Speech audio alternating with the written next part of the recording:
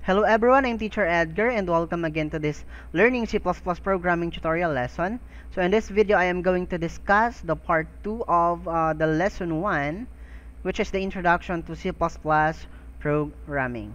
So I'm going to explain and discuss the keywords, the data types, the variable, the constant, and also the C++ typecasting and also the type promotion. Okay, but before we proceed with the discussion, let's have a sort of review. Review muna tayo doon sa mga past discussion natin ginawa. Okay? So, doon nakaraan, diniscuss ko yung parts of the C++ program, the cout object, and also the number include directive. Okay, ano ba ang parts of the C++ program? Okay, we have the directive or yung tinatawag nating preprocessor directive. So, dapat meron tayong number include, angle braces or angle brackets rather, okay, followed by the file inclusion. Ano-anong gagamitin nating file inclusion? Followed by the namespace, anong space or namespace ang gagamitin mo for your program. Okay? What else? We have the main method or the int main. So, yung int main natin, doon nagsisimula yung ating program. So, kapag niran natin si compiler, so ang unang hahanapin ni compiler is the main method natin. So, kung walang main method na nailagay or hindi mo nailagay sa main method, so there will be no execution. So, walang mangyayaring execution. Okay, after ng int main, meron tayong tinatawag na open and close curly braces or yung braces natin. So, doon natin nilalagay yung main block natin. Okay, doon natin nilalagay yung statements natin sa loob ng ating curly braces. So, sa loob ng curly braces, nandoon yung return 0. Okay, para saan yung return 0? Para mag-send tayo ng 0 value doon sa ating operating system para ma-terminate yung ating program. Okay? And after that, so, yung ating close braces. Okay? So, laging tatandaan ang parts ng C++ programming. So, it should have number include directive or yung tinatawag nating processor followed by the namespace.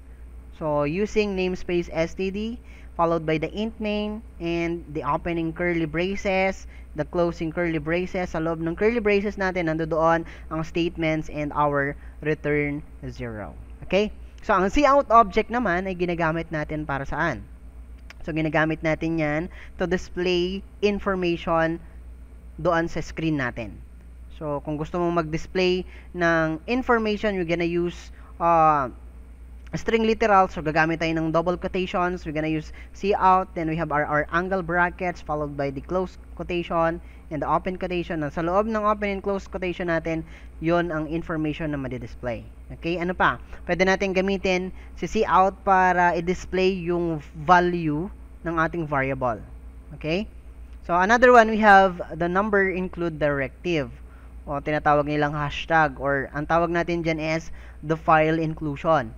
So, yung file inclusion or yung directive natin, yan ay file, okay, na nanggaling sa labas, tas ilalagay natin sa loob ng ating program.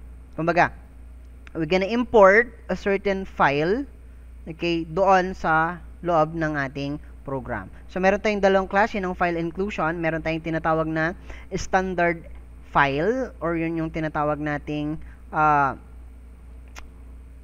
ginagamit nating symbol for that is the angle braces. Angle brackets rather. Tapos yung isa naman is yung tinatawag nating user-defined file inclusion. So yung user-defined, ang symbol na ginagamit natin is the double quotation. Okay? So malinaw, laging tatandaan na what is the purpose of number include directive, what is object cout, the cout object, and also the most important is the parts of the C++ program. Okay, let us now proceed with the keywords. Okay, so yung keywords, okay, kapag sinabi natin keywords, ang tawag natin dyan is a reserved words. Okay, ano ba yung reserved words? Sabi daw doon, meron siyang special meaning in C++. Ibig sabihin, we could not use another or hindi natin siya pwedeng gamitin for another purpose kasi nga meron siyang special meaning. Okay, what else? O, ang palatandaan natin na that is a keyword or that is an identifier. So, we use lowercase letter. Okay? So, example, using namespace, we have int. Okay? Yan ang example ng ating mga keywords. Okay. For your information, ito yung mga common keywords na ginagamit natin sa C++. Okay? So, hindi natin sila pwedeng gamitin basta-basta because meron silang special meaning. Okay? So, kung gusto nyong malaman kung ano ba or para saan ba tong mga keywords na to, you could research naman sa Google about the keywords. Okay? So, some of like this one, ano ba meron dito? Yung mga, ito switch, ginagamit natin yan for switch statement. We have long, that is a data type. We have size of, if we're going to get the size of a certain variable, double, constant, bool, false, those are example of keywords. Kumbaga, meron silang special meaning doon sa ating C++. Hindi natin sila pwedeng gamitin basta. Okay? Okay, meron tayong tinatawag na literal. Okay? So, yung literal, sabi daw doon, it is a piece of data. Okay? That is written. Written directly doon sa ating source code of the program. So, yung literal daw is a data na sinusulat natin directly doon sa source code natin. So, meron akong program here. I named this one as sample program. So, ang sabi niya, ang literal daw, ito yung piece of data na nakikita natin or sinusulat natin dito sa loob ng ating program. Okay? So, ito yung ating source code. Okay? Source code is different from source file. Kapag sinabi nating source file, ang source file, ito yung source file natin. We have the extension name .cpp. Ito yung source file natin. Okay? Pag binuksan nyo tong sample.cpp, ang makikita nyo dun is our source code.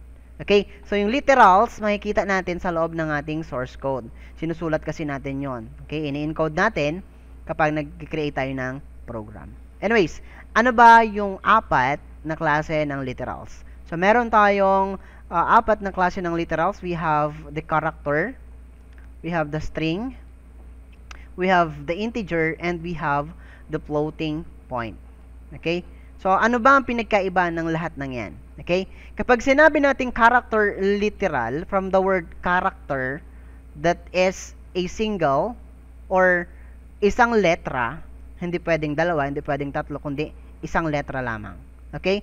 Isang letter na ginagamitan natin ng symbol na single quotation. So, kapag sa source code ninyo, may nakita kayong single quotation, that is considered as character literal. So, for example, C, na may ganyan, single quotation, that is considered as character literal.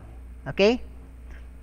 What else? We have here string literal. Kapag sinabi nating string literals, so combination yan or maraming character sa loob o string. So, ang pagkakakilanlan natin or the symbol we use is the double quotation. Okay? Kapag may nakita kayong double quotation sa loob ng inyong source code, that is considered as string literal. Halimbawa, sa line 1, meron kang nakitang single quotation, o ang line 1 is merong character literal. So, ang line 2, merong ganon, that is, yung line 2, meron tayong string literal. Okay. Dalawang klase kasi yung data natin, meron tayong letter and meron tayong number. Okay, kapag ka-letter ang pinag-uusapan natin, dalawang klase lang ng literal yan. It's either character or string. Okay, kapag ka-numbers ang pinag-uusapan, meron tayong integer at saka floating point. Anong pinagkaiba ng integer at floating point? So, ang integer, whole number siya. So, walang decimal values. Okay, so kapag sinabi nating floating point values, so, meron siyang decimal value, say 3.14 or 4.55, that is floating point literals. Kapag ka-whole number lang siya, that is considered as integer literals. Okay, so what about this one? Number siya, pero may quotation. So, sabi ko nga, kapag kami nakita kayong double quotation doon, kahit number yan, kahit anong nakalagay dyan na character, letters, or may numbers man siyang kasama, as long as nasa loob siya ng double quotation, that is considered as string literals. Okay? Maliwanag? So, tignan natin sa code kung meron tayong literals. Okay. Alin ang line? So, we're referring to line 1 to 13. Anong line kaya ang merong character literals? Sabi ko, ang character merong single quote na symbol. Okay? So, ang mayroon tayong character is sa line 8. Kasi meron tayong single quotation dito sa ating data. What about string? So, string literals marami. Sa 2, 3.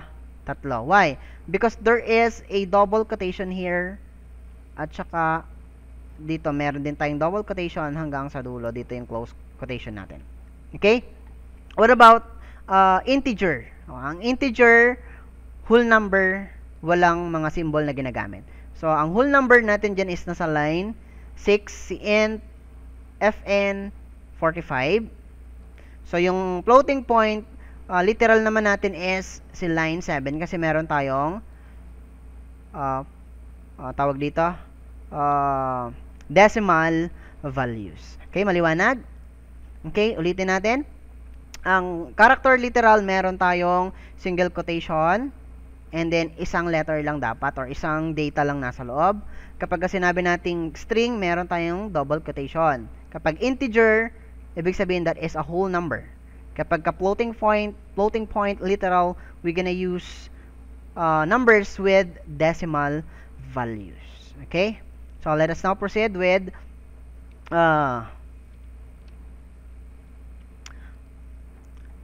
the data types, rather.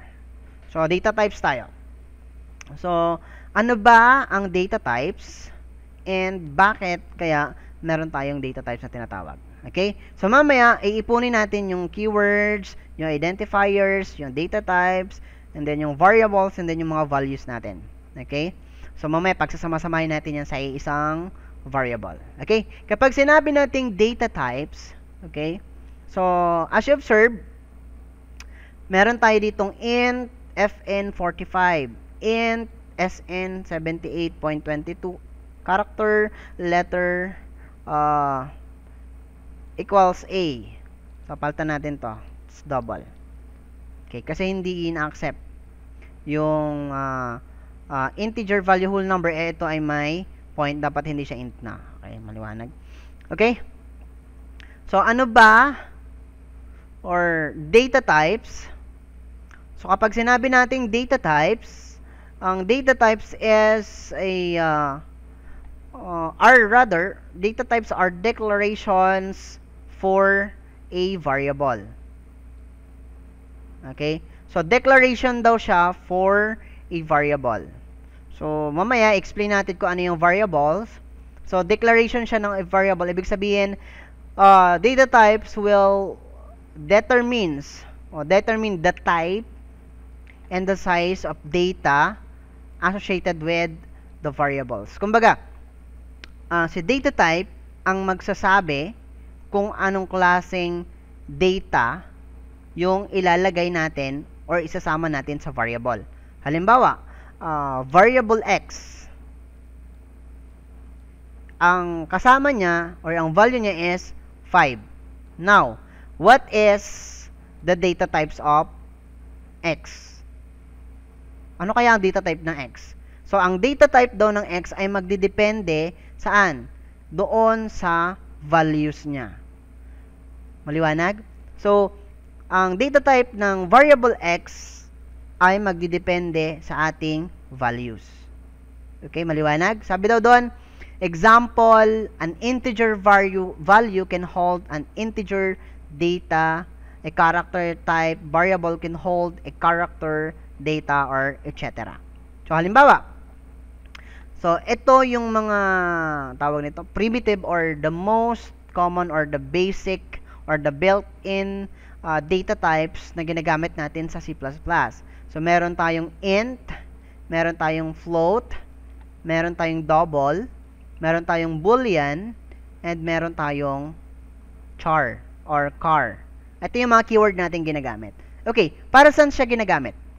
Yung int, ginagamit siya, or I mean the description of int data type, so yung size niya is 4 bytes, stores whole numbers without decimal places or decimals. So, whole number. So, ibig sabihin, walang point, walang decimal values. Example, halimbawa, 10, ano pa, 6, what else? 11. So, this is considered as int. So, paano natin nilalagay? Sabi daw, declaration of variables. Paano natin isusulat yung data types o yung variable na ang data types ay integer? Sabi ko nga, ang data types ay magdidepende doon sa value. Ang lagi nyo titignan is yung value. So, kung nakita nyo ang value ay 6, automatic, ang kanyang data type is integer. Kasi, whole number siya. O, halimbawa, ito yung example natin kanina. 5. The value is 5. Ano ang kanyang data type? Integer. That's why, ilalagay natin dito as int x is equal to 5. Maliwanag?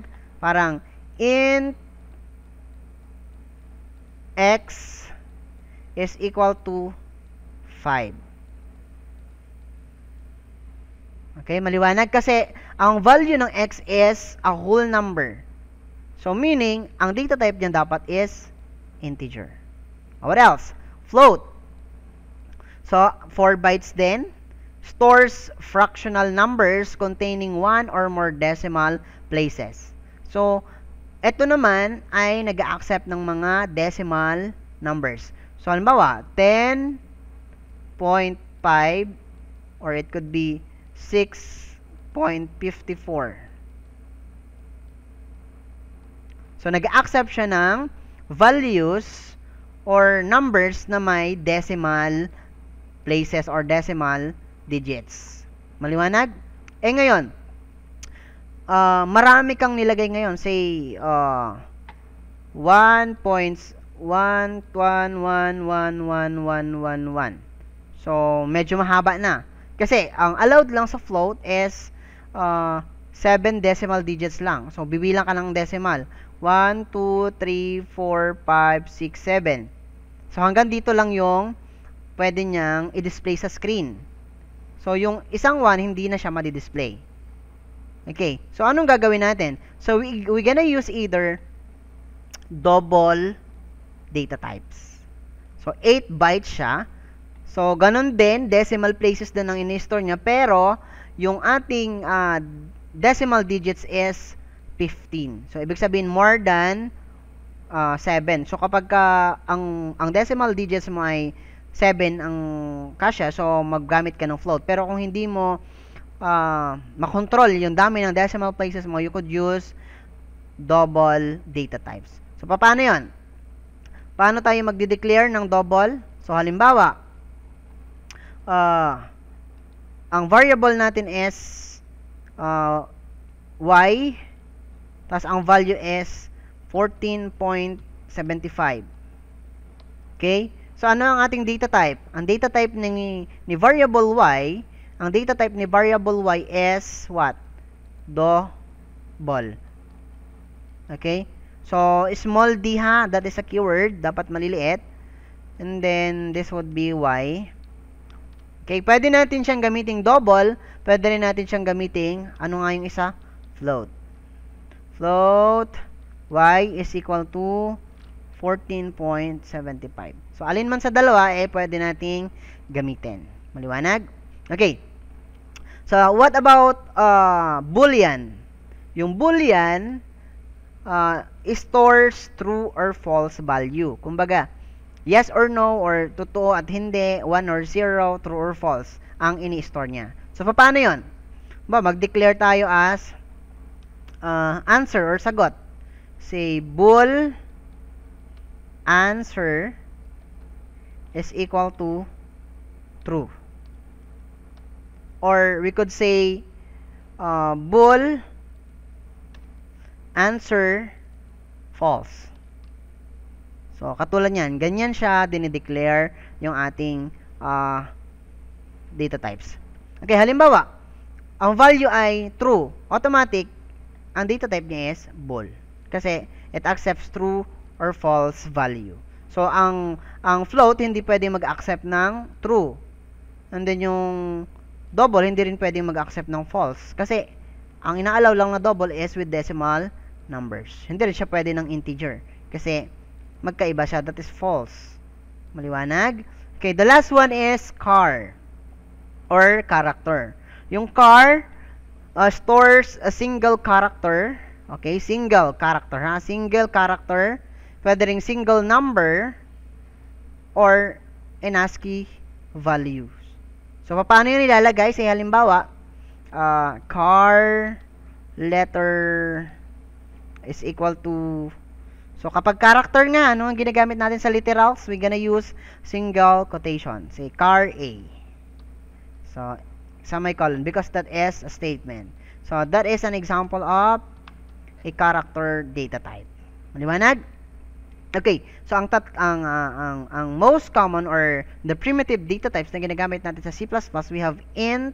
Kapag sinabing int, whole number. Kapag sinabing float with decimal numbers, pero hanggang 7 lang yung decimal digits. So, kapag mas mahaba sa 7, ang gagamitin natin is double kasi it accepts decimal numbers hanggang 15 yung decimal digits. Okay? Kapag sinabi nating boolean, ang ina-accept niya is true or false. Kapag sinabi nating character, ang kanyang ang value na i-store is single character or it could be single letter or single number. And then, mayroon dapat tayong single quotation. Okay? Maliwanag? Okay. Isa-isahin natin sila. So, here, ang integer data types, okay, sabi nga daw holds non-decimal numbers. Okay? Kapag sinabi natin non-decimal numbers, so, walang point. Walang decimal numbers. So, ang example ng data types natin ginagamit for integer data types, yung mga integer natin, pwede tayong gumamit ng short int. So, yung range niya is 32, 76, negative 32, 76.82, positive 32769. So, yun yung range ng number na pwedeng i-accept ng short int. Okay? So, ibig sabihin, negative 3278 hanggang positive 3276, yun yung pwedeng i-accept ng ating data type na integer or short int. Yan yung values or yung range ng number. Okay, kapag ka-unsigned short int naman, 0 to positive 65535. Okay? Kapag int naman, yung int lang, literal int, so ito yung range niya. Okay, kapag unsigned, ito din. Kapag long int, ito, unsigned, int. So, kapag more than, say, integer yung ginamit mo, sabi ko nga, yung integer, 4 bytes, sambawa, yung value ng integer mo mas mahaba. So, 4 bytes. O, pwede kang gumamit ng long int. Ibig sabihin, mahabang integer. 8 bytes na yung gagamitin natin. Maliwanag? Okay, so that could be an example of integer data type. So, halimbawa, gamitin natin siya sa program. So, lagay tayo dito. So, paano siya dinideclare? So, lagay tayo ng ating data types here. Say, int x is equal to 45454545 semicolon. So, yung ating variable x, okay, si variable x, ang value niya is 454545 whole number. That's why ang ating data type is integer. Okay, maliwanag? Now, let us now proceed with defining. Paano ba natin dinidefine yung mga variables? Okay, kailangan nating i-define yan using a separate statement. Okay? Or pwede din naman nating i-define siya in the same statement. Kapag ka-separate, ibig sabihin, halimbawa, yung variable mo ay 3, tapos ang data type niya ay integer, so isa-isa mo siyang i-declare or i-define. Say, int length, int width, int sum, int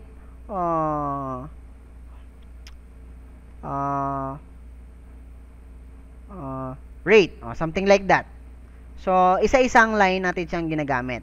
So, kung gusto mo naman, same statement, halimbawa, 4 yung variable mo, na pare-parehas naman silang integer, so, pwede kang gumamit ng punctuations natin, yung ating semicolon. So, paano yun? Halimbawa, ito, integer x, int, ito yung sa, yung each, separate statement, say, int y is equal to 47, say, int z is equal to 87, something like that. So, separate statement yan. So, tatlong line yung ginamit natin. So, kung gusto mo naman na pagsama-samahin sila sa isang linya, though pare-parehas naman sila, tanggalin muna natin ang value. So, kung pare-parehas naman sila ng data type, as you observe, int, int, int. So, pwede mo silang pag-isahin. So, gamit ka ng punctuation na semicolon, ay na comma. So, dito rin, gamit ka ng comma. So, same lang yan. So, nakatipid ka pa ng line. So, parehas silang integer. So, ganito lang natin siya i-declare. Okay? Maliwanag? So, let us now proceed with the floating point data types. Yung floating point data types, meron tayong tinatawag na float and meron tayong tinatawag na double. Pwede rin tayong gumamit ng long double kapag ka mas mahaba yung floating point value. Paano yon? So, kanina, sabi natin, yung yung float, ang ginamit natin is 7 decimal. So, kung mas marami pa sa 7 decimal places, gamit ka ng, ng double. Ngayon, kung more than pa yung i-display mo, so, hindi na double lang gagamitin mo. It's either gagamit ka na ng long double. So, example natin yung mga yan. So, gawa tayo ng program here. Okay. So, halimbawa, meron akong number na tawag dito.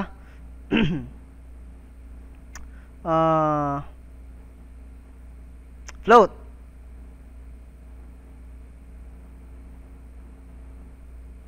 Say, integer muna tayo. Halimbawa, length is equal to, halimbawa, 1, 2, 3, 4, 5, 6, 7, 8, 9, 10, 11, like that. So, madami tayong nilagay. Int. So, ang data type niyan lagi is integer kasi whole number. Then, isushow natin yung length. Halimbawa, isushow natin, ang gagamitin nga nating keyword para makapag-show tayo ng information sa screen. So, ang gagamitin natin is out. Okay. Ulitin na natin. Gamit tayo ng, para ma-familiar kayo doon sa structure ng ating C++ program. So, say, for example, so this program works with integer and double or floating. Double na lang. Floating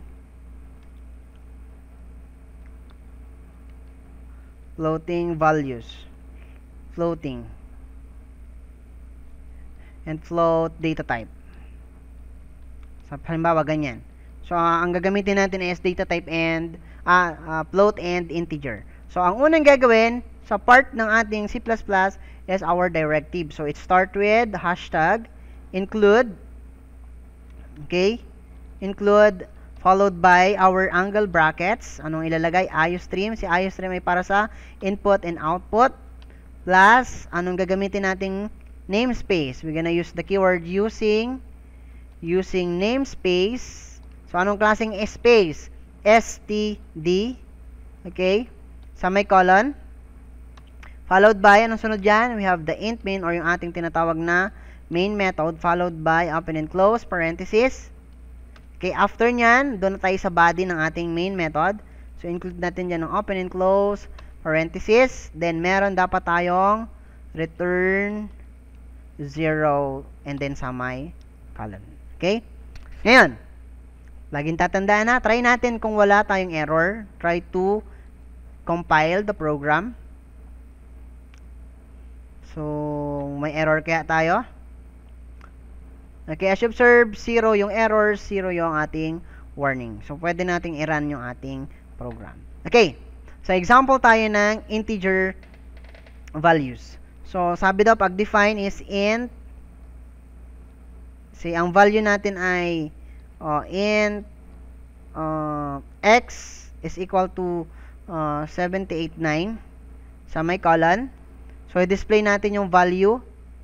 Okay? Paano natin i-display yung value? Gagamit tayo ng cout na keyword. Cout, angle brackets, followed by open and close parenthesis, open and close quotation, the value of x is, ano kaya? Then, i-display natin yung laman nito. Okay? Ano ang laman ng x? 789. Sino tatawagin natin? So, 789 ay i-store sa variable x. Ngayon, sino ang tatawagin natin para ma-display? Siyempre, yung pinaglagyan. That's why, tatawagin natin siya using angle brackets.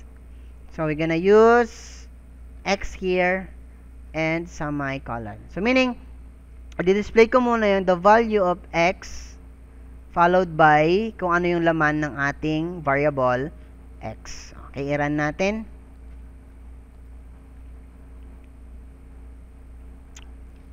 Okay, so ito yung ating output. The value of x is 789. What about float naman? So, gamit tayo ng float. Ang float nga, ilan nga? May decimal numbers, tapos 7 yung decimal places natin. So, try natin. Float y naman is equal to, say, 3.14, 246, ilan ba yan? 246, 7. So, dapat ma-display yan lahat sa ating screen. Okay, so, kopyahin na lang natin to. Pwede tayong mag-copy-paste ha, para hindi tayo matagalan. Copy-paste.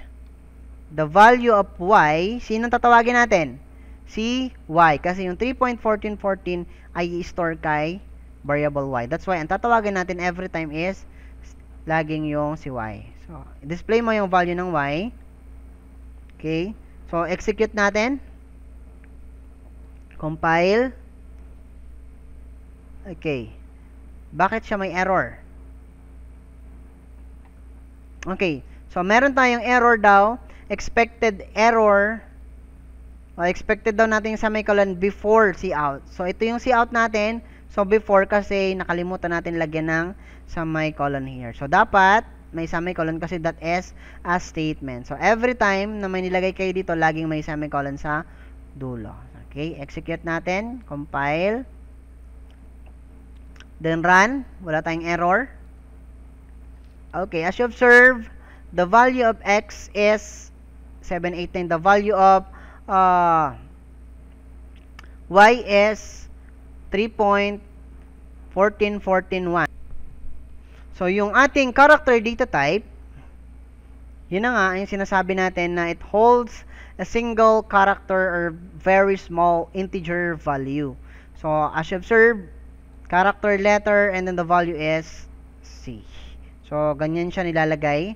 So, halimbawa, lagay tayo dito. Car, ano yung nakalagay? Letter equals to single quotation, don't forget the single quotation and the semicolon. Display natin yung letter. Gamit tayo ng end line dito. Kasi mag-enter tayo, i-end natin yung line, semicolon.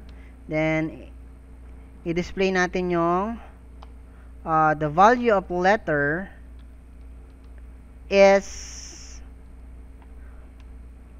letter. Tawagin natin si variable letter, then para ma-display natin kung ano yung laman ni letter. Okay, so yon ang ating output. The value of letter is C.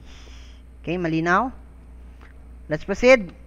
So, we have here the string literals and the character literals. Ang string literals, sabi nga natin, meron tayong string character. Okay? Sa single character rather. Sa string literal naman, meron tayong tinatawag na memory locations. Okay? So, si hello, nag-a-add tayo ng isa sa storage location natin. So, halimbawa, dito na tayo character, Y. So, sa memory location natin, so, kung yun ang memory natin, so, ang nakalagay lang dyan is Y. Isa lang. Okay? Kapag character yung pinag-uusapan. Pero kapag string na yung pinag-uusapan, nag-a-add tayo ng null terminator. So, halimbawa, yung word na hello, so instead na 1, 2, 3, 4, 5 lang, dapat nagiging 6 kasi meron siyang automatic na null terminator sa dulo kapag ang pinag-uusapan natin ay string. Pero kapag character, wala na tayong null terminator. Okay?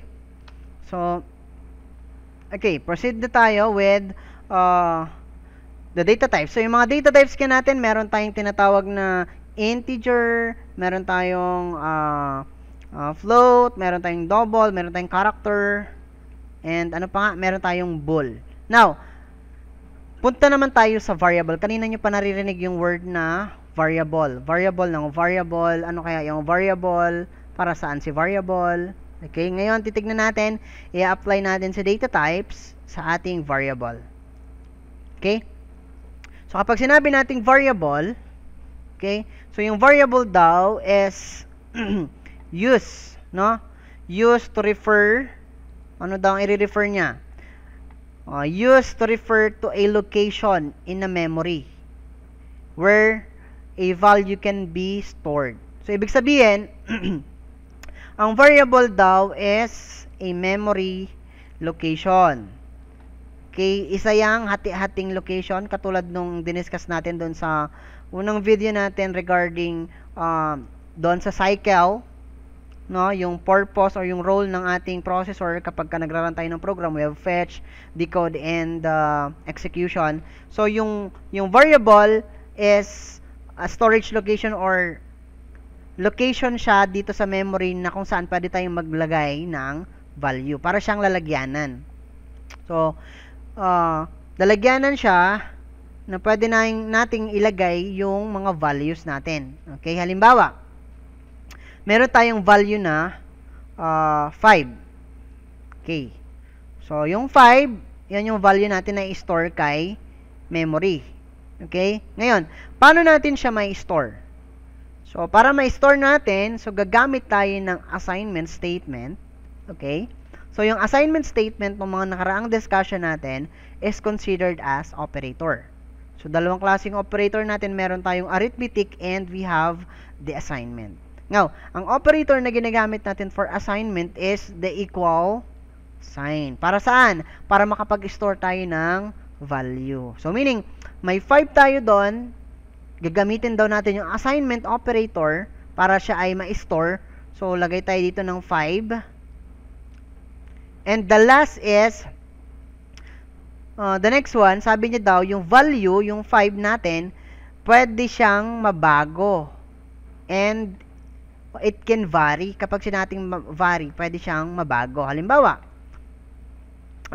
ang variable natin ay x. Ang value niya is 5. Okay. Ngayon, yung x naging 6. Yung x ulit naging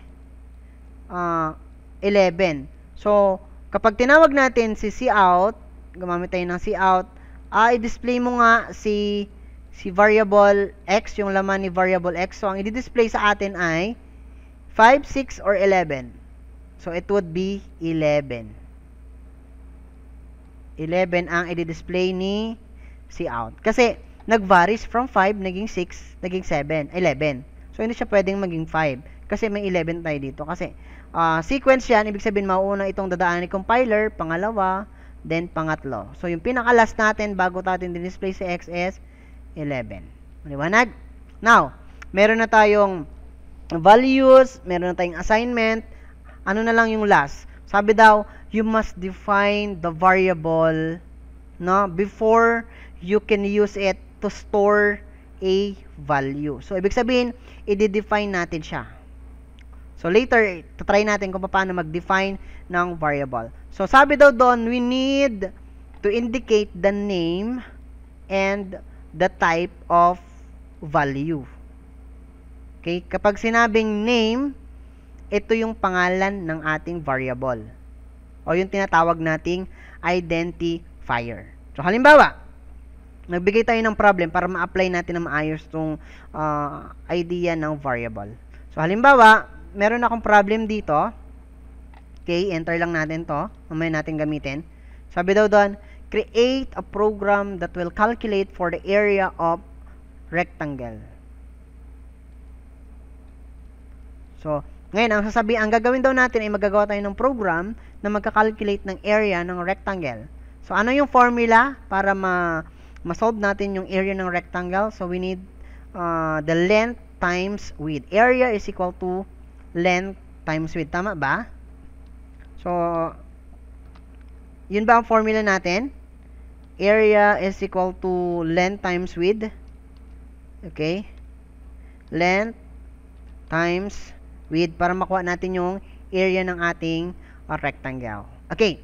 Ngayon, given ang length natin ay 45.5 at ang width natin ay 82.2. Okay, balik tayo sa variable. Sabi daw doon, a variable is a location memory na kung saan pwede tayong mag-store ng values. May values na ba tayo dito? Yes, meron tayong values. We have 45.5 and 87.2. Okay, para mas madali, gamit tayong table. Para ma-identify natin and ma-apply ninyo yung tinatawag nating variable definition or yung ating pagdidefine ng ating variable. So, meron tayong values. Tama? Okay? So, lagay tayo ng values dito. Okay? So, ano yung mga values natin? So, meron tayong values. Ang unang value is 45. 45.5. Ano pa yung isang values? We have 87 87.2.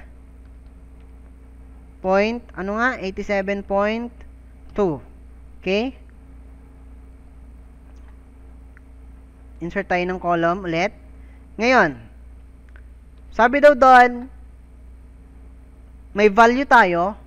Ngayon, para daw mailagay natin yung value, kailangan natin gumamit ng assignment operator or assignment statement using the equal sign. So, para daw malagay natin yung values, kailangan natin gumamit ng equal sign and then equal sign.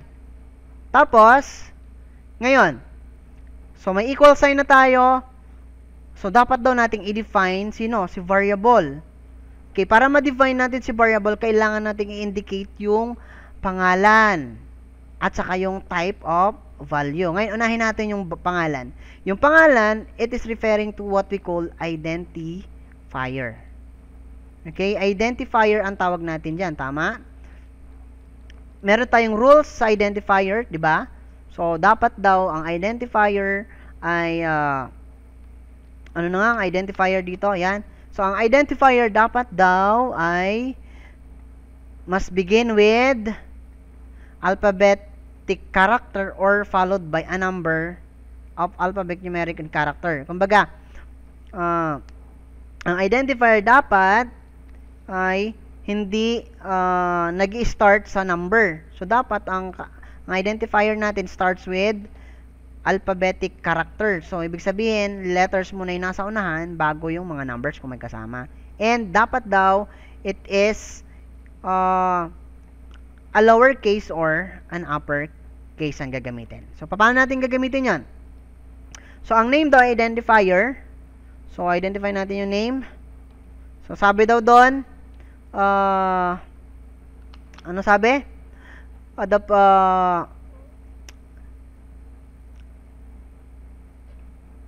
Dapat daw ang identifier natin may kaugnayan doon sa ating data.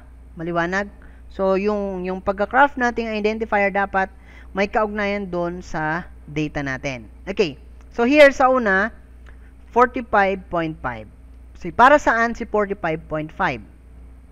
Para kanino? Para kay length. Tama?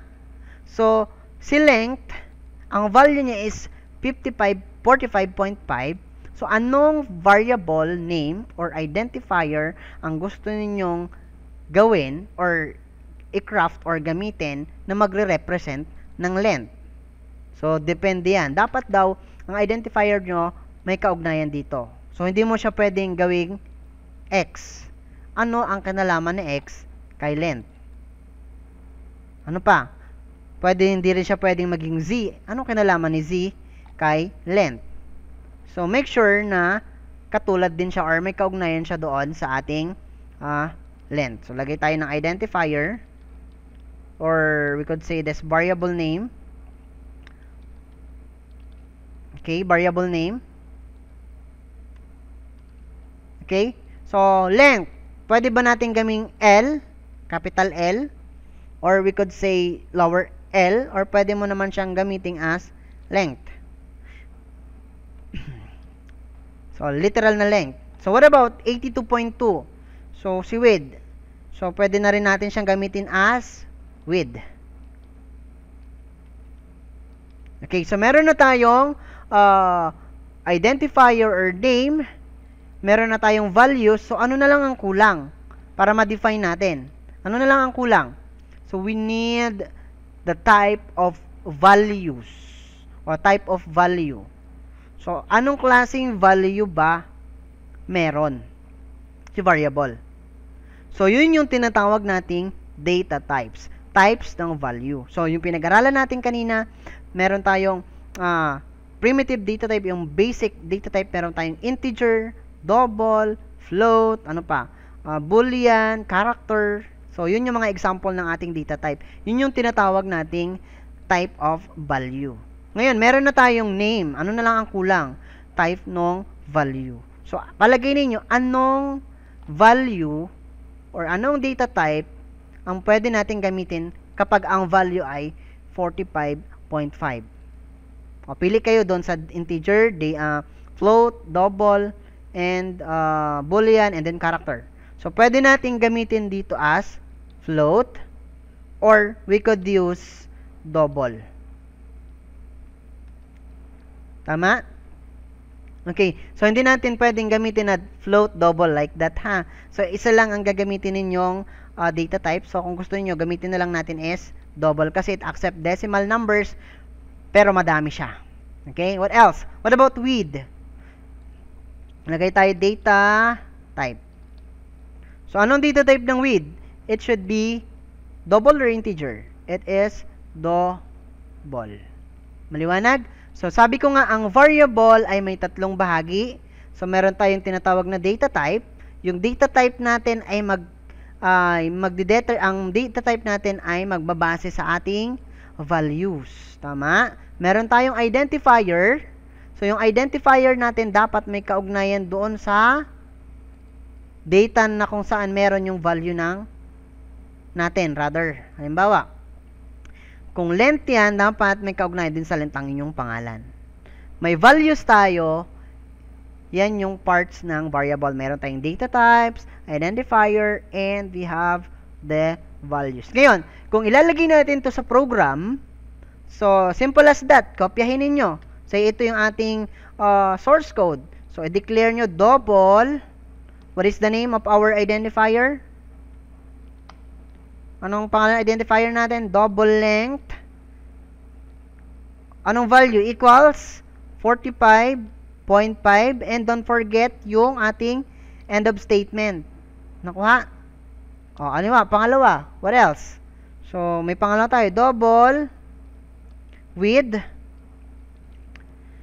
is equal to what? 87.2, and then forget your semicolon. You're done with declaring the variables. Ganito mo dinidefine si variable. Dapat meron siyang data type and meron siyang variable. Sir, pwede po ba na yung aking variable walang values? Yes, pwede natin yung i-declare na walang values kapag gumamit tayo ng cin. Sir, dalawa. Parehas silang dalawa double and then double. Sabi nyo kasi kanina, pwede natin siyang pagsamahin. So, pwede mo siyang pagsamahin. Why not?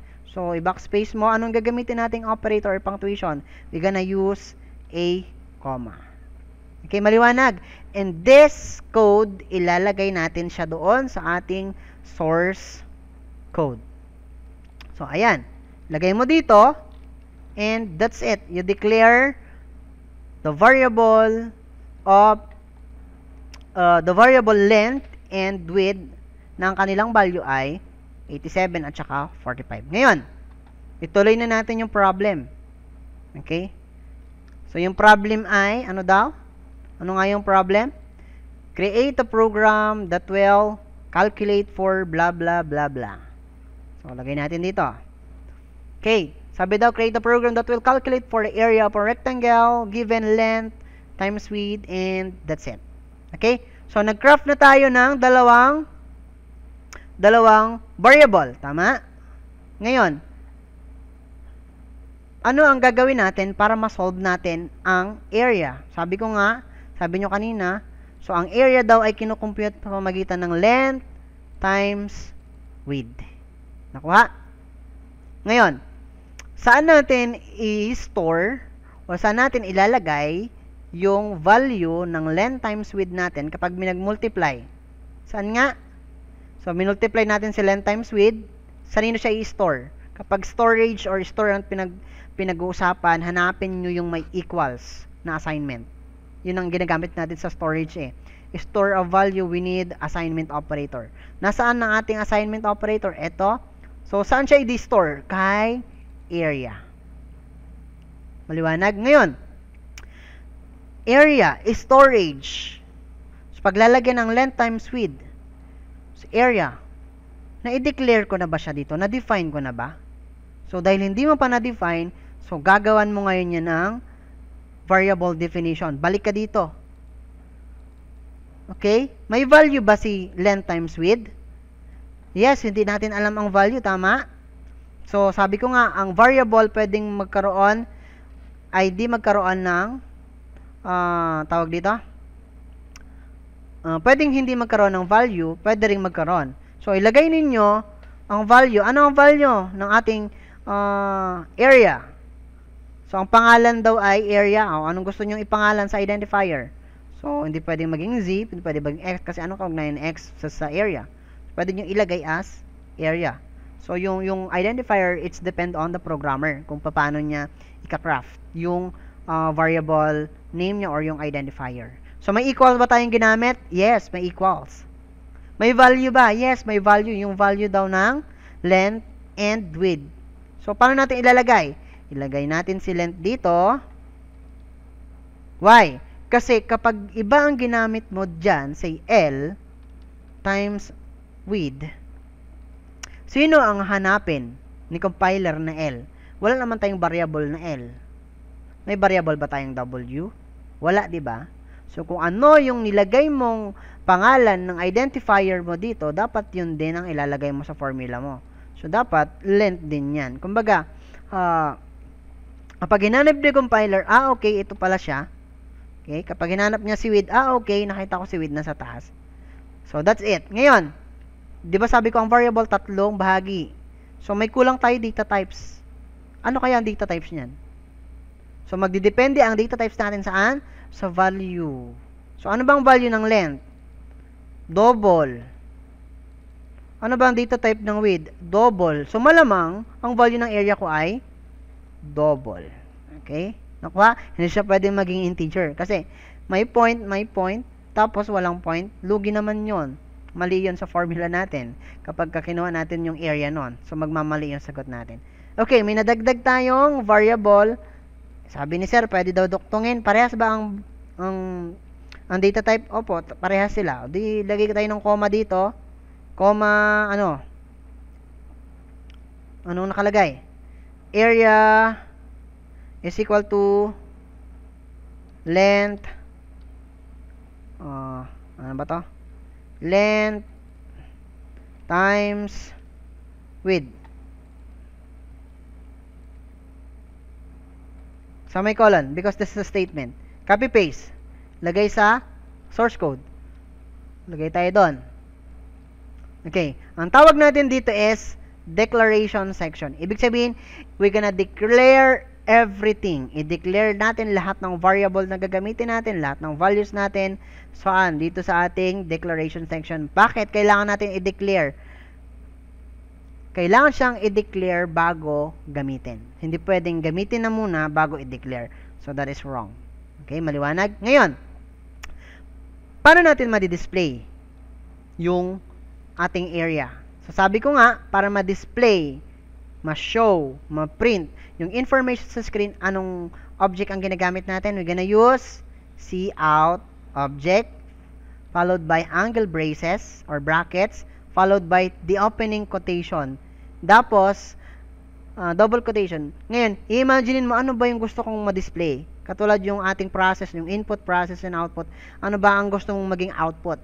So, gusto kong ma-display sa screen, bago ma-display yung area, kailangan may nakalagay na the area of rectangle is, tapos may colon siya, tapos may space, tapos saka mo pa lang i-display yung area.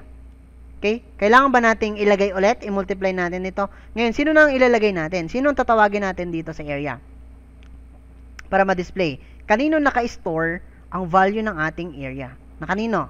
Na kay variable area. That's why, tatawagin natin hindi si length, hindi si width, kundi yung pinag-multiply natin at kung saan siya in-store. That's why, ang tatawagin natin is si area. So, don't forget your semicolon because that is a line of statement. Meron tayong keyword, meron tayong mga symbols, and everything. Okay? Let's try to build and run the program. Compile muna natin to make sure wala tayong error, wala tayong warning. Yes. Then, try to run the program. Okay? As you observe, ito yung ating output. Okay? Ngayon, para malaman natin kung tama ba yan, so, gamit tayo ng calculator para malaman natin kung tama o mali yung ating sagot. Okay? Sabi daw, multiply yung length times width. 45.5 times 87.2 is, okay, tama ba? Yes, it is correct. Okay, maliwanag? So, ganun siya kadali. So, make sure na declare natin at alam natin yung tatlong bahagi. Ang data type niya, ang data type magdidepende doon sa values na i-store. Siyempre, gagawa natin ng pangalan or identifier. Ano ba ang identifier na gagamitin ko dito? Dapat may kaugnayan din doon sa data na gusto kong gawan. And then, i-declare, saka siya bago gamitin. Maliwanag? Okay? So, let us proceed. Okay? As you observe, ito yung term na varies or yung tinatawag na overwritten. So, ito nyo observe kung paano nangyayari yung sinasabi niyang vary, yung nag-change yung value. So, dineclare natin yung variable age. So, ano ang data type ng age natin? It's integer. Ngayon, what is the initial value? Ano yung value ng ating age? 17. Kapag value equals, ang hanapin doon, ang ating initial value is 17. Assign 17 to age. Ngayon, display natin yung 17. That's why gumamit tayo ng cout. Then, display si age. Ang madi-display dyan is 17. Ngayon, nag-declare ulit tayo. Ang age ay naging 18 naman ngayon. So, dineclare natin at sini-out natin yung value ng age. That's why, ang madi-display ay si 18, hindi yung 17. Kasi dito, nagbago na yung value natin. Naging 18. That is how varies work. Okay? So, ayan na nga, yung assignment statement, ginagamit natin yung equal sign. Maliwanag? Okay? So, yung identifier, okay? So, yung programmer ang gumagawa. Okay, ano pa? Dapat hindi tayong gumamit ng, tawag dito, ng keywords as an identifier kasi yung keywords merong special meaning. So, it must begin with alphabetic character or followed by any number or alphabetic number. Okay? So, mayroon dapat uppercase or lowercase. So, let's try to identify kung alin yung valid and invalid. So, percent. It is legal. Why? Kasi it start with letter. Name. This is legal. Bakit? Kasi it starts with letters. Okay, what else? Y2, may number tayo dito, X5 underscore. So, legal kasi ang yung pinakaunang letter, pinakaunang character is Y. What about this one? Annual profit. This is legal. Bakit? We separate it using underscore. Okay, what about this one? Is it legal or not? So, it could be legal but not advised. So, wala na masyadong gumagamit ng ganito, no? So, make sure letters ang nasa unahan. What about this one? Gross pay. This is illegal. Bakit? It contains spaces. So, dapat walang space. So, kung gusto mong gross space, that is wrong. Much better kung nilagay mo gross underscore space or gross pay na lang. Tinanggal mo na ng space. Dinikit mo na agad dito yung letter P. Gross pay agad. Something like that. So, this one. That is illegal. Why? It contains a double quotation character. So, hindi allowed ang ating double quotation and single quotation. To sum X. So, hindi siya allowed or this is illegal kasi nag-start siya sa number. Sabi daw doon, hindi dapat mag-start ang identifier sa number. So, pwede siyang magkaroon ng number pero dapat ang nasa unahan ay letter. Savings account. So, this is illegal. Why? Kasi gumamit ka ng character na hashtag or pound sign. Short. This is illegal. Why? This is a data type, right? So, 9 winter, illegal or legal? This is illegal because gumamit tayo ng number sa unahan. Okay? Malinaw? Okay, let's proceed. So, ito naman yung rule. Halimbawa, ito yung gross pay kanina. Gusto mo, dalawang word yung iyong identifier. So, dapat, sabi daw, yung name ng variable should reflect its purpose. So, dapat, yung pangalan natin ay dapat may kaugnayan doon sa purpose niya. Katulad yung sinasabi ko kanina, kung length yan, tapos ang variable, ang identifier mo ay X, ano kaugnayan ni X sa length? Maliwanag? So, why not, ilagay mo na lang L or ilagay mo yung identifier mo as length.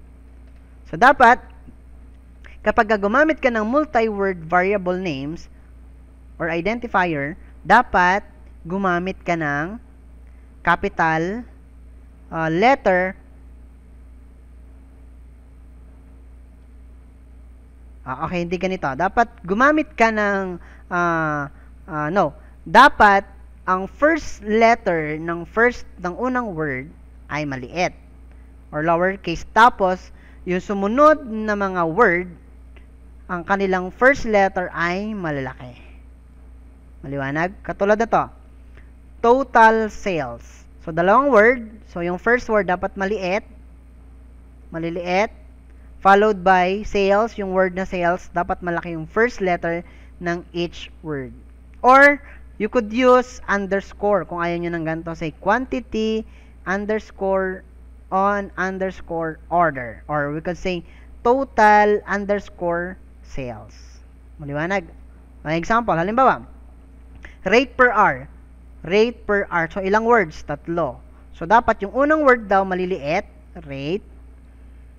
Tapos, dapat daw yung susunod na mga word, yung pinakaunang letter sa word ay malaki. Dapat rate, capital P, small e, R, and then rate per hour. Yung H, dapat malaki din kasi panibagong letter siya.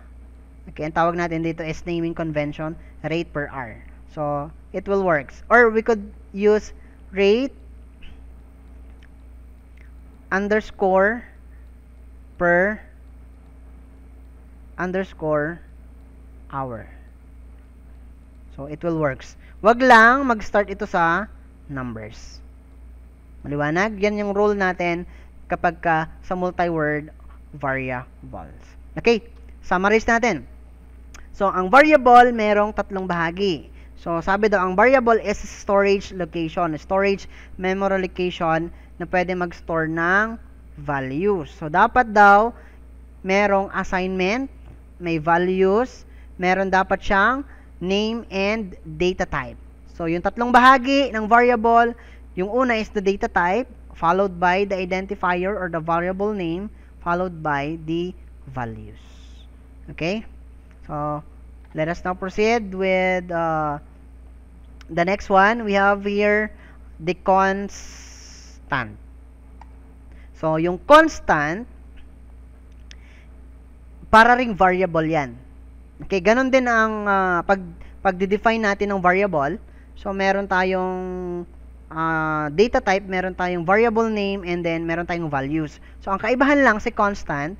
So, ang constant kasi, yung values niya hindi nagbabago. Cannot be changed. Kumbaga, kahit pa ulit-ulitin mo yan, kahit pa anong gawin mo, hindi magbabago yung ating value during execution. Bakit? Kasi nga, that is constant. Hindi siya nagbabago. Okay? So, ano ang ginagamit natin or palatandaan natin and paano natin dinideclare yung ating constant variable? So, dapat daw meron tayong word or keyword na cons sa unahan.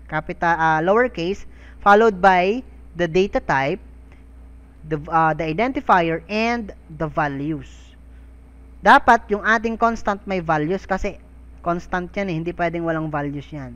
Okay. And dapat, ang pagkakasulat ng ating variable or ng ating identifier, dapat malalaking letter lahat. And kung multiple words yan, separated by underscore. So, halimbawa, rate per hour. Constant siya. Lagay mo, halimbawa, itong length times width natin, constant natin. Halimbawa, gawin natin constant. So, paano siya ilalagay dito? Same lang. So, we're gonna use the keyword const. Okay? So, maliliit yung const ha. Kasi keyword yan. Const, anong data type? So, double. Ay. So, const double. Excuse me. Double. Anong identifier? So, length. Dapat daw malalaki ang ating sulat. Para may distinction. Kumbaga, pag nakikita ka na ng variable na ganyan, okay, this is constant. Kasi malalaking letter. Then, the value. Don't forget the value. Semicolon. Another one. Const double width. O, malalaki dapat. Kung gusto mo, width of rectangle or width or whatsoever, kung gusto mo, dapat separated by semicolon. 87.2. Okay, kopyahin mo lang yan. Lagay mo doon para ma-declaration natin. So, kasi gagamitin natin. So, gagawin natin itong comment muna. Okay, so declare natin dito. Copy-paste. So, I declare two variable constant named length and height. So, palitan natin si length kasi wala tayong formula. So, kopyahin natin si formula natin dito para mailagay natin. Okay, so may data type ba tayo sa area? Yes. So, it would be double.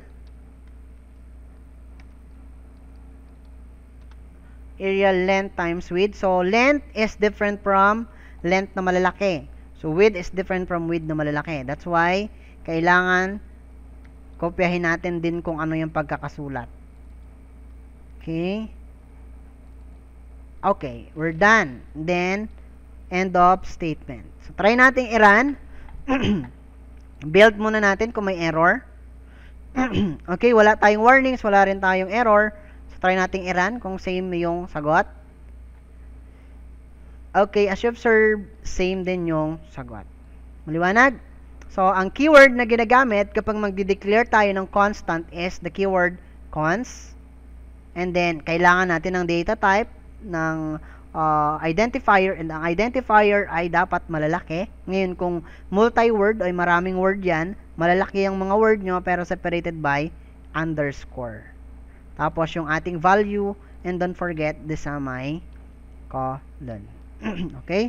So, ito yung example ng name constant. So, as you observe, tax per rate, okay, num, state, and we use the word constant.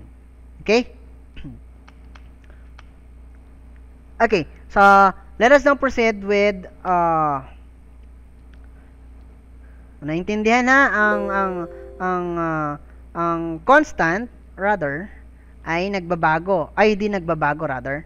Okay? So let us proceed now with type casting and type promotion. So yung casting is used for manual data type coercion. So ano ba yung data type coercion?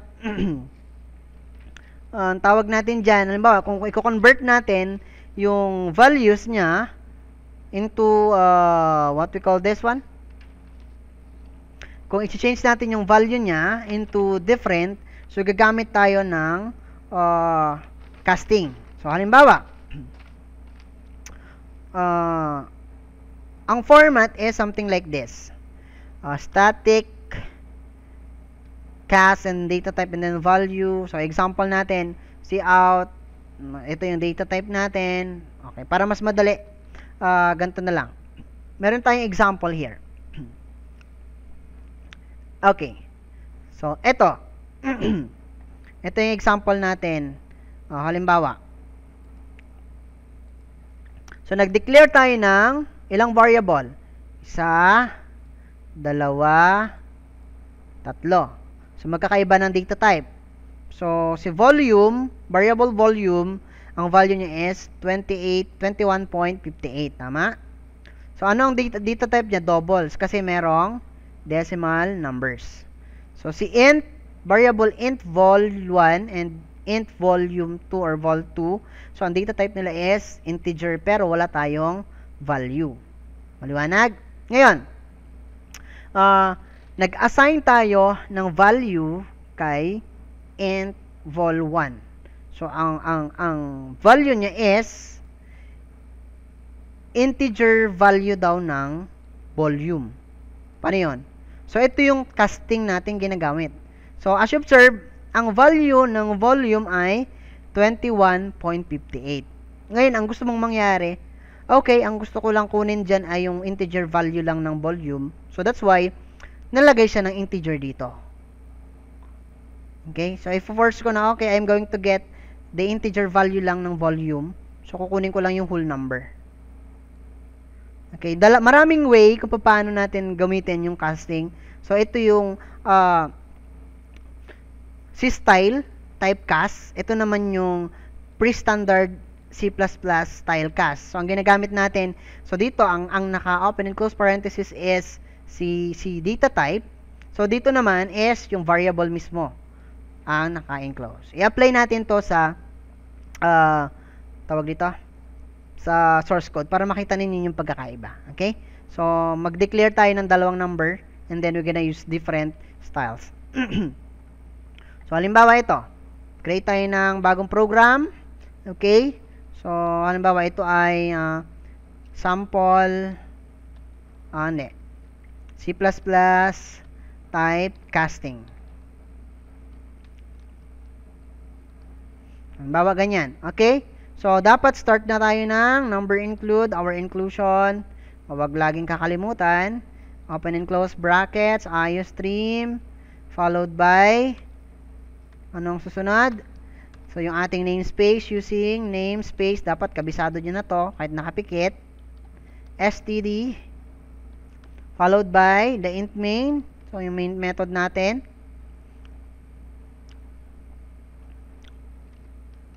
Okay, followed by open and curly braces and then followed by return 0.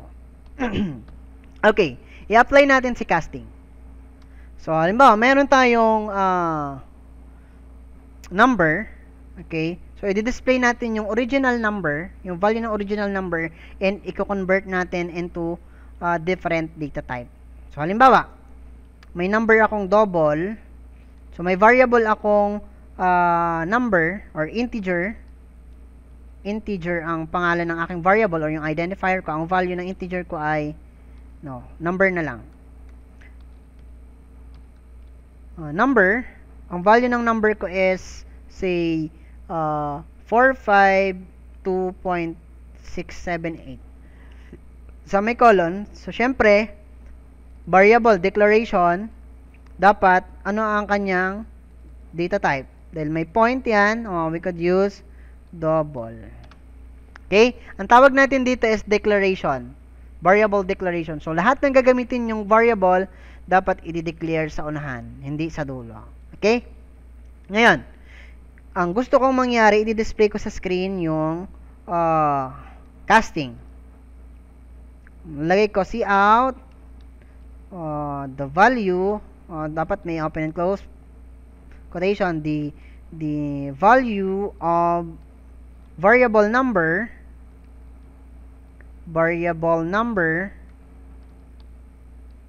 is what? So, sino tatawagin ko para makita natin yung laman ni variable number? Si variable number. Okay? Gusto ko may maidagdag. So, maglalagay tayo ng enter. Gusto ko may enter eh. End of statement. So, ikakas ko siya. Iko-convert ko into, say, yung 452.68, gusto ko lang kunin dyan ito, whole number. So, syempre, ang gagamitin mo kapag whole number, anong data type? Hindi na double. Dapat siya ay integer. That's why, lagay natin, gusto kong i-display the value of variable number is. So, ngayon, casting na ang ginamit mo. So, kapag casting na yung ginamit mo, so, meron tayong dalawang way. So, pwede tayo yung old or yung C-style or the C++. Pili lang kayo sa dalawa. Siguro, gawin na lang natin yung C-style at saka yung C++. Okay, C-style tayo. Paano nga ginagamit C-style? So, dapat daw yung variable data type or yung data type ang naka-open and close. Followed by yung variable na ating i-convert. Okay? So, cout ko ang value niya, ang kanyang data type ay integer, tapos si variable, ano bang pangalan ng variable natin? Number. Sa may end of statement, kasi dalawa. Gusto ko yung old style. Okay, copy-paste na lang natin to para mabilis. Lagay tayo dito. So, hindi siya int. Ang naka-open and close ngayon sa C++ is si variable number. Okay, let's see. Okay, lagay tayo ng endl dito. So, let's try to compile kung may error. So, syempre, save muna natin.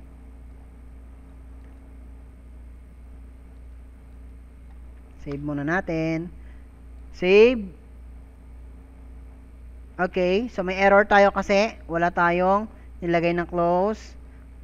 Ang tawag dito, parenthesis, and meron tayong siningit na ibang keyword na hindi kasama. So, compile natin.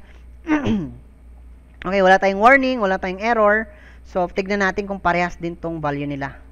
So, dapat 452 din ang makuha natin. Let's try to run the program. Okay, as you observe, ayan ang ating output. Okay? So, as you observe, kapag nag-output tayo, kung ano yung nandito sa loob ng quotation, yun lang yung nadi-display. Followed by is, kasi ginamit natin or tinawag natin si number, i-display ko si number. So, ano yung value ni number? Hanapan ni compiler. Okay, 4.2. 4.67 ang nilagay. So, dito, nag-casting tayo, pinilit natin na integer lang kukunin ko. So, that's why 52. Dinisregard yung double. Ngayon, baliktarin naman natin yung pagkakataon. Ngayon, try natin kung gagana. Say, integer ito, int siya, tapos ito ay walang decimal. Tapos, palitan natin siya. Gawin kong double naman siya. May double ko siya, i-double. Try natin kung gagana si double, ha? Pinorce natin yung integer maging double. Okay? Hindi pwedeng magkaroon ng decimal yan kapag ang data type na ginamit mo is integer, ha? Okay, let's try to run. Okay, so it will works, pero hindi nagkaroon ng decimal place. Kasi, meron tayong tinatawag na, anong tawag nga dito? Yung hierarchy. So, sinong mas mataas? Si integer or si double? Ganon. Later, i-discuss natin yung hierarchy ng data types. Okay? Okay, that's yan yung example natin for casting. Ito yung example.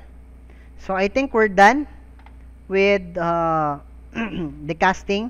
So, lagi tatandaan na dalawang klase yung style natin na pwedeng gamitin sa paggamit ng typecasting. We could use yung ating data types, yung lalagyan natin ng open and close parenthesis or yung variable mismo. Okay? So, ngayon, ang gagawin natin is we're gonna apply everything na ginawa natin from data types to variables to constant, ano pa ba?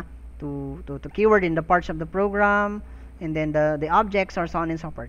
Ngayon, ang gagawin natin is we're gonna solve two case studies or problem here, programming challenges. So, ang gagawin natin is we're gonna apply this, we're gonna read, babasahin natin yung program, yung problem, and then we're going to analyze kung ano ba yung hinihingi. Okay? So, sa inyong activity, sa inyong assessment, so meron dyang programming challenges. I think, ilan ba yung programming challenges dyan? So, dalawa yan, yung restaurant bill at saka average of values. So, ang gagawin ninyo is, i-analyze yung problem. Okay, i-follow natin paano ba sinusolve. So, dapat alam natin yung input, process, and then output. And after nun, mag-create ng mga variables, kung may storage dyan, lagyan ng mga data types, lagyan ng value, and then, i-code natin. Okay? So, let's try to solve the problem number 1. So, sabi daw, sum of two numbers. Okay, sabi daw, write a program that stores ha, pag sinabing stores, meron tayong assignment statement. The integers, okay, alam nyo na agad kung anong data types. The integers, 50. So, meron tayong 50 and 100. So, dalawa yung ating values. Tapos, integer siya, store in a variable. And store the sum of these two numbers in variable total. So, ibig sabihin, i-store daw natin yung integer 50 at saka 100 sa variables. Tapos, i-store daw natin yung sum nung dalawa. Pag pinagsama daw yung 50 and 100, i-store daw sa variable named total. So, ibig sabihin, may variable named total na tayo. Ibig sabihin, meron na agad tayong given na identifier. At ang identifier na yun ay si total. Okay? So, bibigyan natin ng technique. So, gagawin natin yung magadaling technique para madali nating ma-identify or baka pag-craft tayo ng variable. So, punta tayo sa Word. Okay, kopyahin natin yung problem. Kopyahin natin yung problem. Okay. Kopyahin na natin lahat.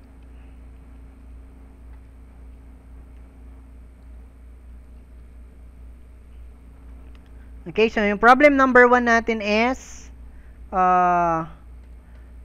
sum of two numbers. Okay. So, ngayon, ang gagawin natin is, we're going to identify kung ano yung mga variables natin. So, mamaya makikita ninyo kung paano kadali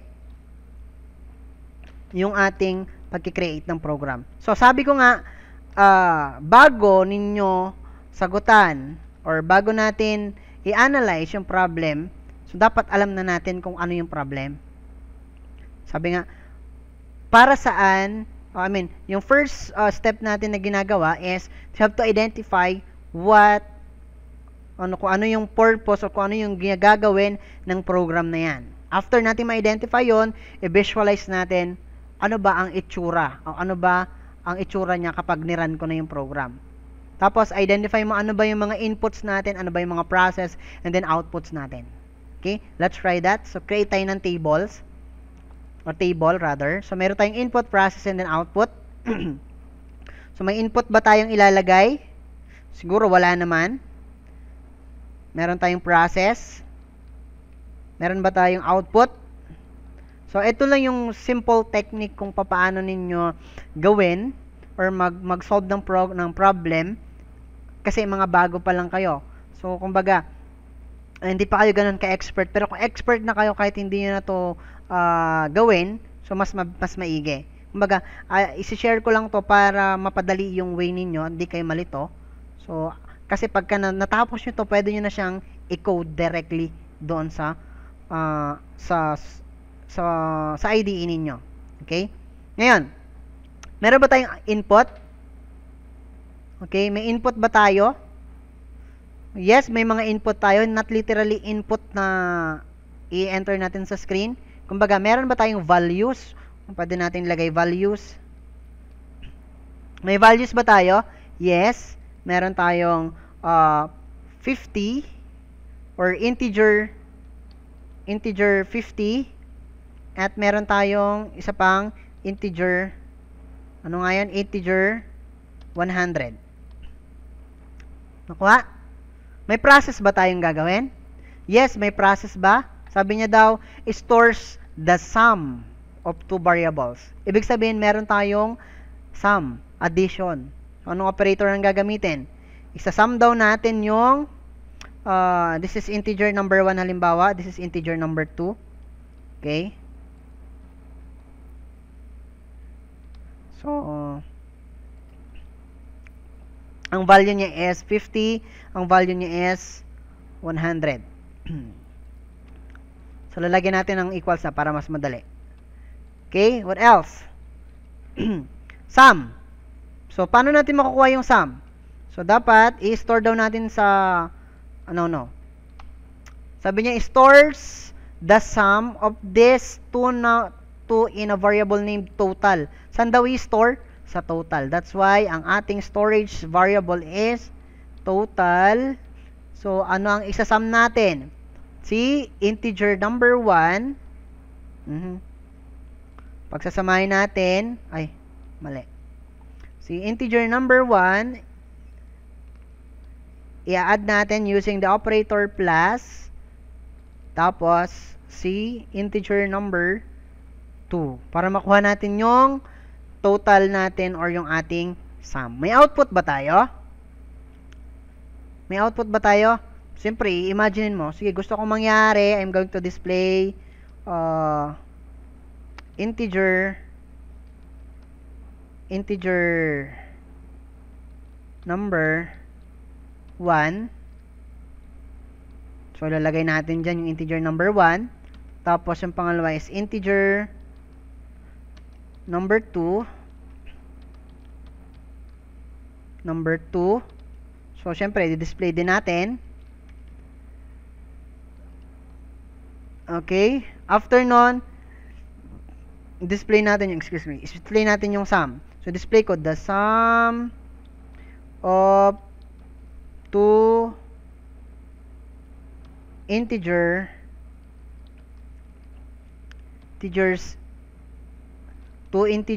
is. O yan, halimbawa yan yung ating output. Baga pag niran natin yung program, ang lalabas mo na is integer number 1. Yung value ng integer number 1, dapat integer number 1 is 50, integer number 2 is 100, then saka ilalabas yung sum ng integer na dalawa. Okay. So, in-identify na natin yung kalalabasan, yung mga inputs and then process and then output. Wala na tayong kulang. Ngayon, ang gagawin natin is we're going to craft for the variable declaration, yung variables natin. So, mag-create na tayo ng variables. So, based dyan sa ating required. So, maglagay tayo ng, so, yung variables, merong tatlong bahagi. Data types, identifier, and the values. So, lagay tayong table para mas mabilis. So, tatlong table. So, ano ang values natin? Dito ay data types. Okay. So, dito is identifier. Para hindi tayo malito or tinatawag nating variable name. Variable name and identifier, they are the same. What else? We have values.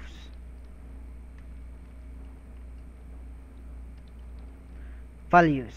Okay, we're done. Okay. So, ilang variables kaya meron tayo? Ilang storage? Siyempre, meron tayong integer 1. Meron tayong integer 2. And meron tayong total. Kasi storage din eh. Stores. Stores, integer 50 and 100. Then store daw natin yung sum nung dalawa kanino kay total na variable. Okay. So, ano na yung mga pangalan? Gusto niyo ipangalan sa integer number 1? Pwede namang int 1, pwede rin namang integer 1. So, it's depend on the programmer. Pwede kang maglagay, basta sabi ko nga, ang identifier dapat may kaugnayan doon sa data natin. Okay? Pwede mo nang gamitin natin integer 1 or pwede nating int 1. Or pwede naman siyang num 1. O, lagay na lang natin int 1. Okay? Maliit, dapat ang unahan. Okay? May values ba yung int 1? Yes, meron. That's why 50, lagay na natin ng equals 50. Equals 50. Ano pa? Meron pa ba tayo? So, yung integer number 2, ito. So, kailangan natin lagay ng int 2, walang space dapat. May values ba siya? Yes, meron. Equals. Anong value? Ng equals natin? 100. Ano pang variable natin? Sabi daw doon, meron tayong total. Ayun si total. Lagay natin si total variable. Variable total, anong nakalagay sa kanya? Siyempre, may anong value ni total? Ayun, i-add daw natin yun para makita natin yung values niya. Equals. So, sino i-add natin? Si variable int at saka si variable int number 2. Int 1 plus int 2. Okay, we're done? So, hindi pa tayo tapos. Ano ang data types ni int 1? So, ang value ay, ang data types daw ay magbe-base saan? Sa values natin. So, 50. Ano dapat siya? Int. What about 100? Ano dapat siya? Int din. Eh, si total ngayon, ano? Dahil int, pag pinagsama yan, ang sagot din yan ay int din. Maliwanag? So, ganun lang siya kadali. Okay, tapos na tayo. So, meron pa bang kulang? So, meron tayong variable declaration. So, gawa tayo ng variable declaration para mas mabilis. Variable declaration. So, yung declaration, variable declaration, ito yung ginagawa natin para magamit natin tong mga variable na to sa program natin. Maliwanag? So, paano magba-variable declaration? Siyempre, lalagay mo. Okay, anong data types ng mga pare-parehas ba sila? Yes, it's up to you. Kung gusto mo line by line, kung gusto mo isa lang, why not? So, ano ba? Int 1. So, anong value niya? Equals 50 sa may colon. What else? Int palitan na lang natin to, mukhang pangit. Integer na lang, lagay natin integer. Para hindi nakakalito. Integer. So, it'd be ito ay magiging integer din. Ito ay integer din. Okay? So, it would be integer 1. Kopyahin na lang natin para madali. Okay? So, this is integer 2. Anong value ng integer 2? 100. Okay, meron pa bang isa? Yes, yung ating total. Declare din natin yan. So, int total is equal to, kopyahin natin to. Kung gusto ninyo, ayaw nyong mahirapan, lagay dito, end of statement, or the semicolon, and that's it. Sir, pwede ba bang paiksiin yan? Yes, pwede yung gamitin to. Pwede nyo yung ilagay na lang din to. Alin man sa dalawang gamitin nyo, say, okay, ganito ang gawin ko. Ayoko ng marami. Isa lang naman yan. Gamamit na lang ako ng operator punctuation. Yan, comma na lang ang gamitin ko para madali. So, it's up to you. Style lang yan ng programmer kung saan siya madali. Pwede ito, pwedeng ito. Okay, kopyahin natin. Okay, ngayon, ang gagawin natin is, magko-code na tayo. Dahil na-identify na natin yung output, ilang cout ang gagamitin natin? 1, 2, 3. 3 lang. Dahil meron na tayong declaration, so magko-code na tayo. Openin nyo si IDE. Create ng new file. Okay? So, sabi ko nga, dapat kabisaduhin yung parts ng program. Kung lagyan mo ng comment, why not? So, ako, gusto ko lagyan ko ng comment, yung title ng ating problem. So, bawa ito. Gusto ko ilagay doon. Okay? So, lagay ako ng comment.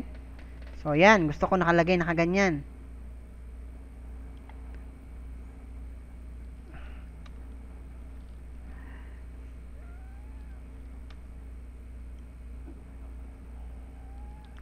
Gusto ko ganyan siya. Okay. So, pag nagpo-program, anong pinakauna nating aalamin? Yung ating header file or yung tinatawag nating preprocessor directive starts with number, include angle bracket, iostream, laging tatandaan to ha. Okay, followed by anong namespace ang gagamitin? Using anong namespace? Siyempre, standard or the std. Semicolon, followed by the int, main, open and close parenthesis, then we have return 0. Open and close braces. Okay, we're done. Try nating i-build, baka may error agad. Compile natin. So, syempre, save natin. So, lagay natin ang file name ay sum of numbers. Gusto mo kaya. Save. Okay, as you observe, wala tayong error. Ngayon, paano natin may di-display yan? So, syempre, sabi daw, dapat i-declare lahat dito after ng int main natin, dapat din-declare natin sa taas yung ating mga variables. May variables na ba tayong ginawa? Yes. May declaration na tayo. Pwede natin itong gamitin. Lagay ko dito. Kopyahin ko lang to. Lagay ko dito. Yan. Meron na akong variable declaration. Tama?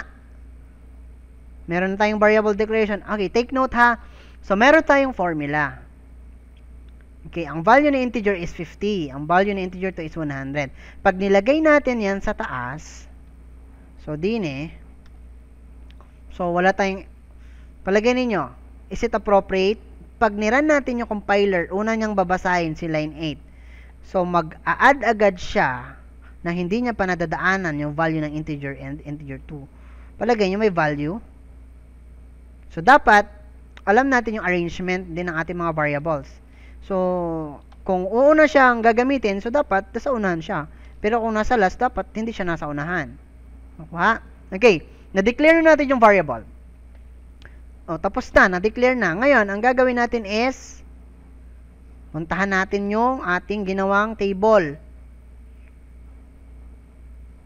May process na ba tayo? Yes, meron na tayong formula, oh. May process na yun. Ngayon, may output ba tayo? Okay, ang gusto kong mangyari, i-display mo na yung dalawang number, tapos saka i-display yung sum. So, ang gawin mo, kopyahin mo na lang to. Okay, lagay mo doon sa source code mo. Dito. Yan. Lagay mo na lang dyan. Tanggalin mo na lang to. Okay, tinanggal ko na. Okay. So, i-display ko to, line by line. So, ilang line to? 3. Dapat 3 line din ma-display sa aking output. So, anong gagamitin nating keyword para ma-display ang output? So, gagamit tayo ng cout. Okay, cout plus the angle brackets followed by, ano nga? Open and close, quotation. Lagay tayo sa dulo. So, lagyan natin ng space para hindi naman dikit. Okay? Then, i-display natin yung integer number 1. Nasaan si number 1? Sino mag-handle ng integer number 1 o ng number 1? Si variable num1 ang tatawagin natin. Pag tinawag natin si variable num1 here, so, ang ibibigay niya sa'yo is yung kanyang laman. So, anong laman? So, yung 50 i-store kay integer 1. Si 100 i-store kay integer number 2. Pag pinag-add yung dalawa, i-store kay total. Okay? So, mag-enter ba tayo? Siyempre, mag-enter. Next line tayo. ENDL. Tapos, statement ito, kailangan nating magsamay colon. Okay, we're done with sa unang line. Ngayon, pangalawa. I-display ko rin yung pangalawa, yung number 2. O, di, I'm going to use cout. Open and close parenthesis. So, lagyan ko ng space konti. Okay? Then, i-display ko ang laman ng aking integer number 2. Kopyahin yan. Ilagay ko si variable number 2 dito para ma-call ang attention. Then, mag-enter ba ako? Yes, mag-enter ako. Kaya, lalagay ako ng end line. Okay, display ko na yung sum. Anong keyword ang gagamitin? Gonna use cout. Lagyan ng open and close parenthesis, quotation. Maglagay ng konting space. And then, ilagay. Sinong variable ang tatawagin natin para sa sum? Sino? Saan nakalagay ang sum na yan? Si variable total. Copy and paste. Lagay. Statement. End of the statement. Semicolon. We're done. Build. Or we're gonna compile it to check kung may error. So, wala tayong error. So, kailangan na nating i-execute yung ating program. Okay, as you observe, it's mali. Integer. Okay, edit natin. That's why kailangan nating palitan. This is integer, not integer. Okay, build ulit natin. Compile, rather. Then, execute. And that's it. As you observe, integer number 1 is 50, integer number 2 is 100. The sum of two integer is 150. Ganun lang siya kasimple. 'Di ba? So, ang una nyong gagawin, alamin yung input, process, and then output. After nyo ma-identify lahat ng output, and then process and input, mag-create na kayo ng variables. Alamin nyo yung mga pangalan, kung anong pangalan, then yung mga values, and then yung appropriate data types. And after nun, maggawa ng declaration, i-copy sa code, and that's it. Ganun lang siya, kadali. Okay. So, yung number 2, this would be your assignment. Okay? So, yung last example, rather, etong number 2 natin, the sales tax. So, excuse me. Sorry. Yung sales tax, sabi niya, write daw a program that will compute. Magko-compute daw ng total sales. Okay? Total sales tax on a 475 purchase. So, may binili siyang item na nagkakahalaga ng 475 purchase. Okay? Ngayon, ang gagawin yung kukompute natin, yung total sales tax, yung bawas. Yung tax nung binili niyang 475. Di natin alam kung ano yung item na yon. So, i-assume natin yung state sales tax daw is 4%, tapos yung country sales tax is 2%. So, meaning, kukunin natin yung 4% nito at 2% nito, pag pinag-add natin yung dalawa, yun yung ating total sales tax. Maliwanag? So, yun ang i-compute ninyo. Okay. So, ang gagawin ninyo is you're going to create the source code and then i-comment down nyo dito sa ating video na ginawa. I-check ko na lang kung sino yung nakakuha ng tamang sagot. Okay? So, I think that would be the end of the lesson 2. So, pakisagutan po yung inyong activities and your assessment sa inyong lesson 2. Okay? So, that's all for this video. This is Teacher Edgar, and thank you and God bless.